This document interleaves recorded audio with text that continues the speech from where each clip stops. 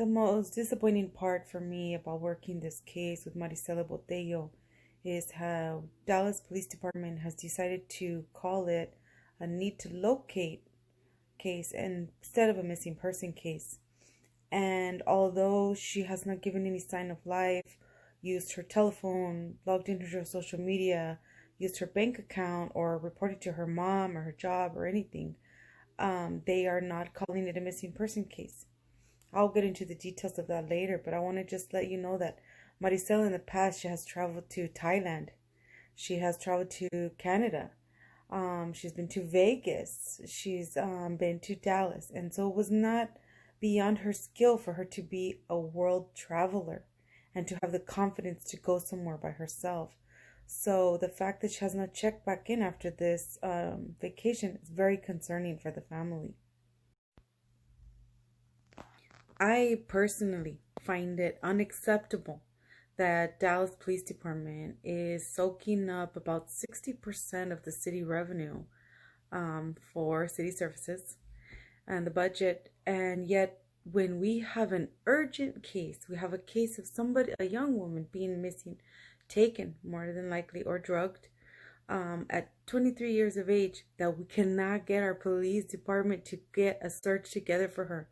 Why is it that activists have to plan a search to go look for these missing women in Dallas?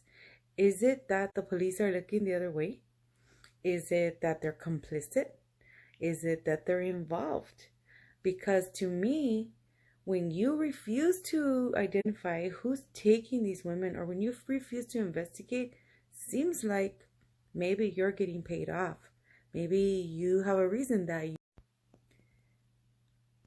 I was physically present when there was a march for to protect Black women in Deep Ellum on behalf of Day Lee, who was assaulted in Deep Ellum last year. I attended the march, and it was a peaceful march. Yet there was a good 30 police vehicles monitoring the situation. There couldn't have been more than 100 Black men down there. And there was other people, I was there. So there was other people there too. But, to have 30 police vehicles.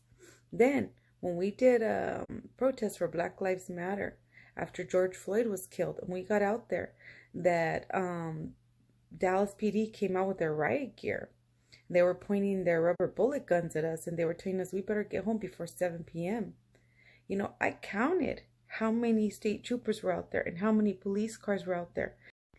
That was a march of a couple hundred college students who were walking down the street with their hands up saying, "Hands up, don't shoot." I can't breathe. Things like that. Black Lives Matter. Just letting their voice be heard.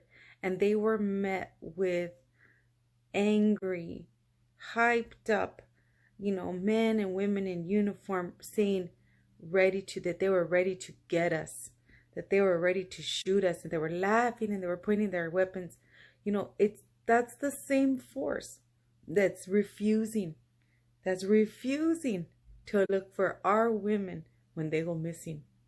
I want you to remember that when people say defund the police is wrong, no, what we want is a reallocation of our city resources so that police are not just ignoring the human trafficking that's going on in their city and only chasing after protesters, because that's wrong.